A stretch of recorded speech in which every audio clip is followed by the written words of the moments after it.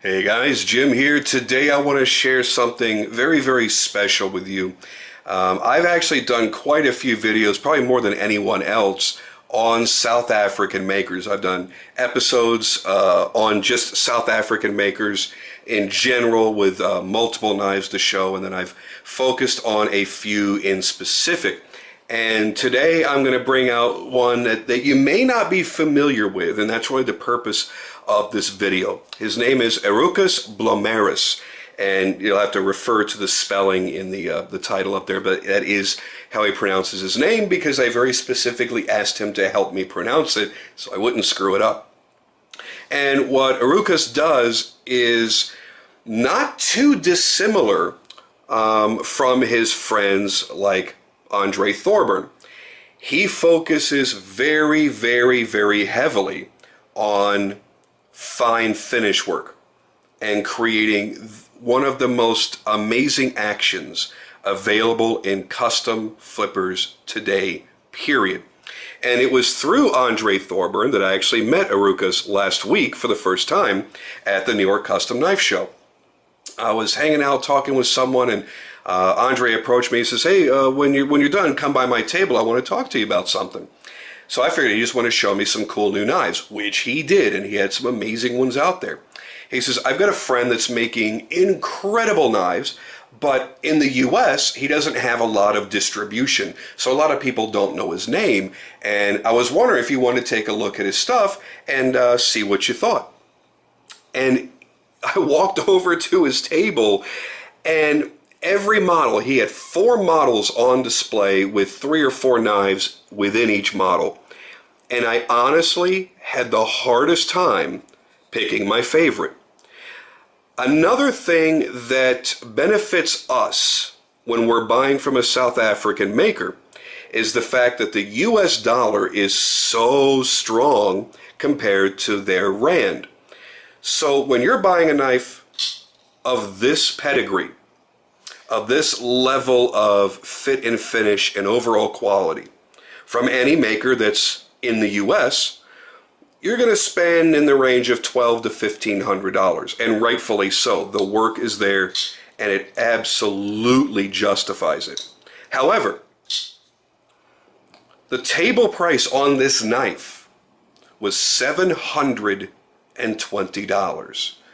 Now, if you're not the kind of person that buys custom knives and you don't spend, $1,000 on a knife, I'm not speaking to you. I'm speaking to the guys that are buying high-end custom knives.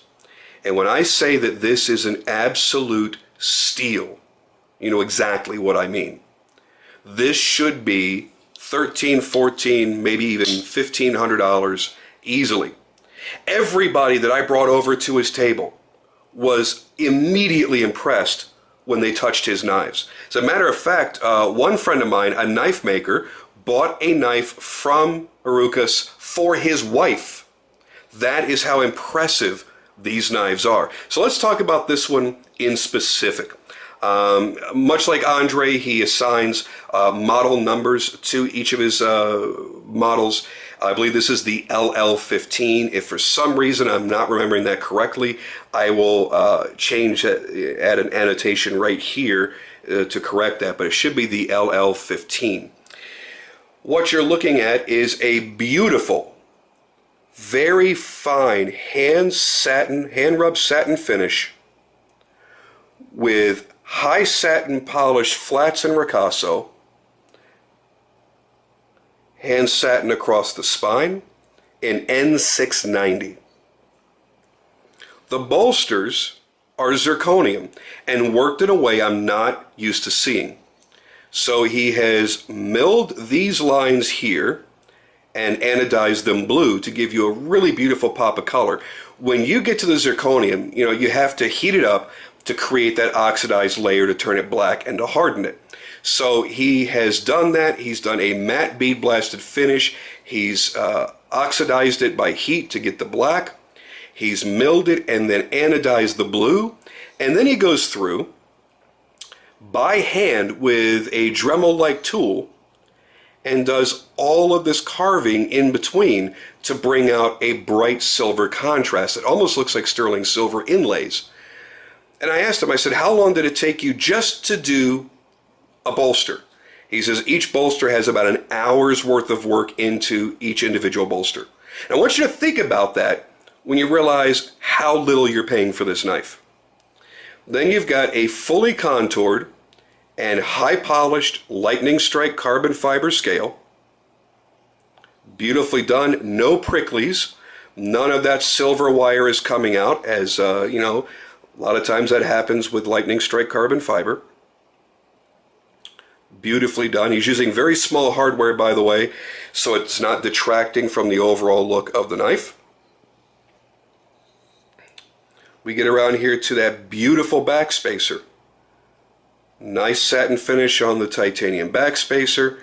Then he has the liners right where the back spacer begins. He mills in these lines as if they were jimping, but it really is flush with the scale to create the look of a beefier and more custom back spacer, when that jimping is actually just being done in the liners. It's a really, really cool effect.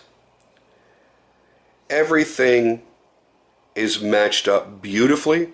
The finish work, he's going a high satin into a polish on all of the blue anodized titanium areas.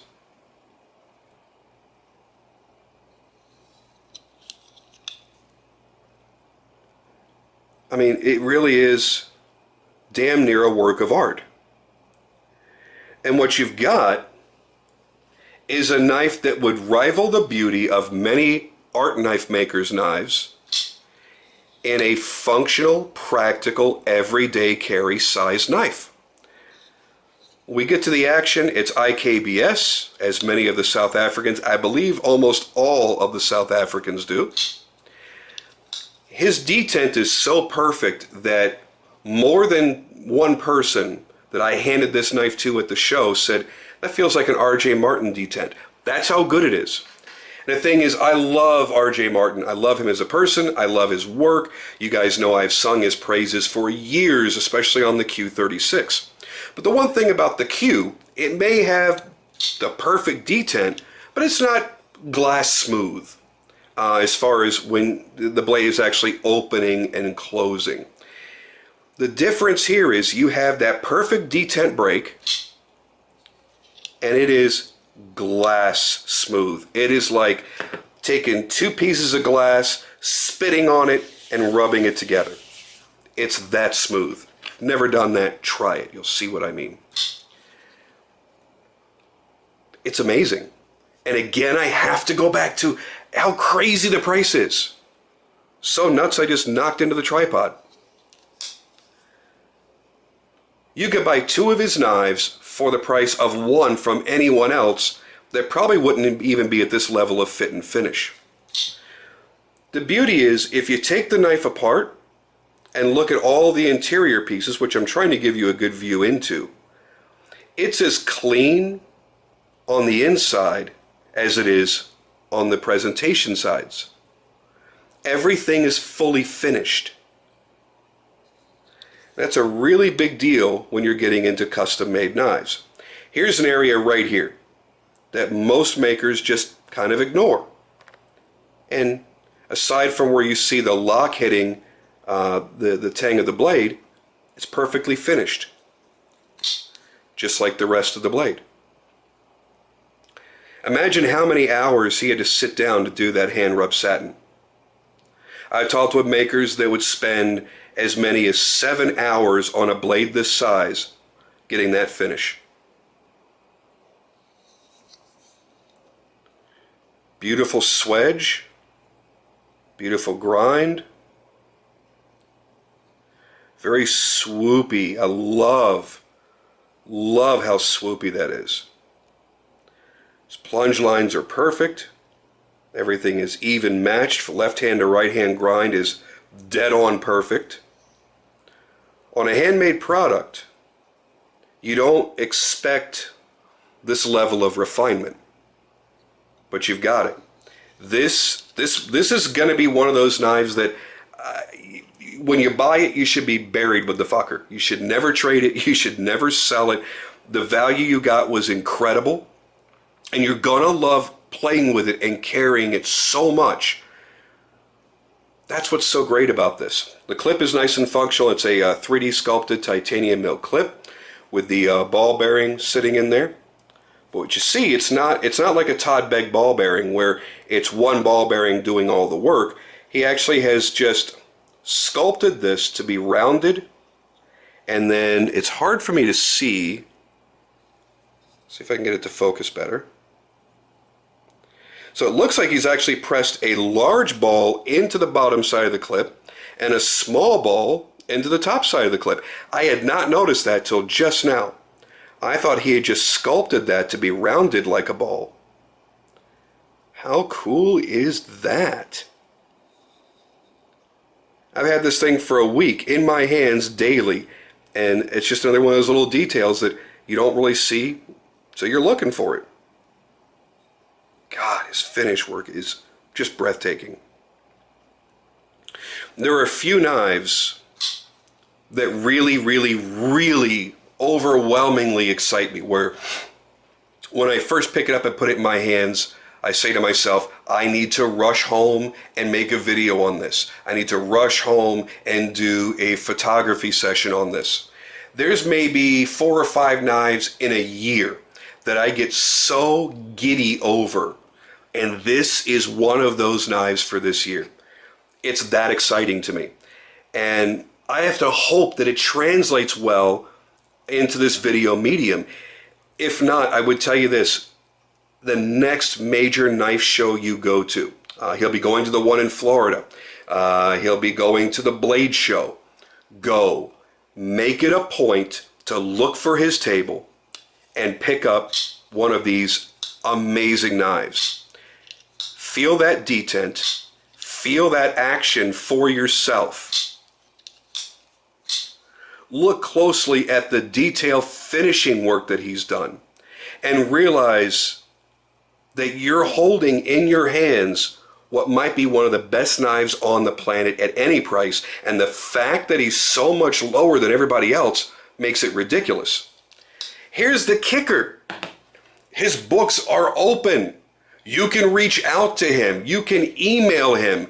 You can call him. Yeah, he is in Pretoria, South Africa. Might be an expensive fucking phone call, but you can reach out to him and get a knife ordered and not wait very long. I don't know exactly what his wait time is, but it's not long. And the fact that you can do that, spend very little money, and get something that is this visually striking is awesome. When he goes to the shows, you don't have to play the fucking lottery game. You don't have to do a silent auction. You walk up, if he's got 20 knives on the table, they're there for you to buy. You walk up and you finger fuck this for a little while and go, man, I really have felt very few knives in my life that are this perfect. How much is it? And he puts a little sticker right there. And you say, oh, what? Can I buy it? Yes, yes, you can buy it. You can buy it right there on the spot. No waiting, no games, no bullshit. And have a great conversation with a really, really, really nice guy. And isn't that why we all really go to a knife show? To meet awesome knife makers, buy really awesome knives, and walk out happy. How many guys walk out unhappy because they didn't hit the lotteries they wanted to hit? Or they couldn't afford the knife they really wanted because, you know, a whale came in and wrote a huge number on that auction sheet, and boom, that, you know, $900 knife is now $4,000, and you're kicking yourself in the ass going, fuck, I was waiting for that one. And when you go back to another knife that you would have bought instead, it's gone because somebody else was smart enough to buy that instead of waiting for a lottery or auction. Sometimes knife shows can be frustrating, can't they?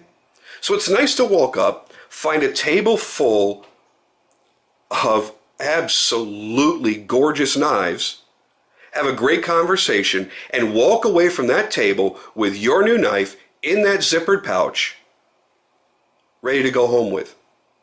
And that's the experience that I had. This is a knife that fulfills every one of my dreams for the perfect EDC knife. It's a great size. You've got a 3 3/8 inch blade. Overall length is 7 7/8 of an inch. Nice thick handle, so it doesn't feel tiny and wimpy in the hand. Fantastic fit and finish. Great materials that aren't often seen like this. Superb. Dead on perfect is what I should say. Dead on perfect action.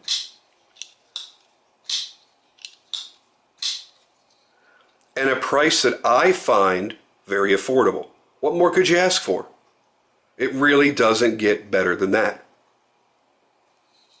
I tell you one thing right now, I'm placing an order with him soon because I want to do something in Damasteel. Oh yeah, can you imagine this knife in Damasteel? Maybe an engraved bolster, which he does do beautiful engraved work as well, and then maybe ivory or pearl scales.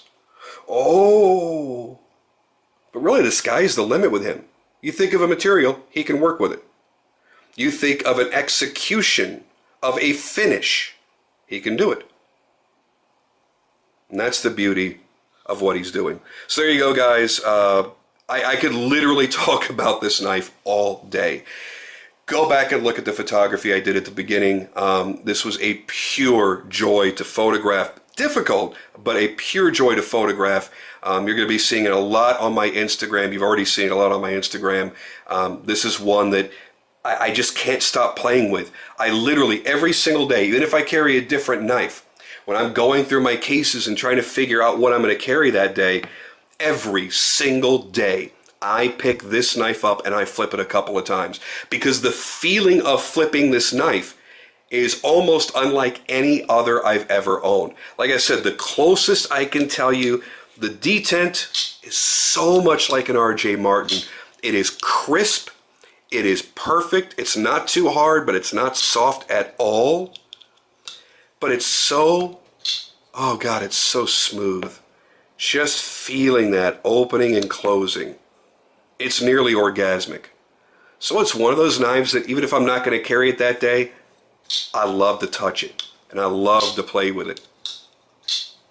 And I think you will too. So there you go, guys. I'll put his contact info down in the caption, in the description below. I really hope to hear back from you guys that already own one. I want to hear back from you guys that get one on order and receive it.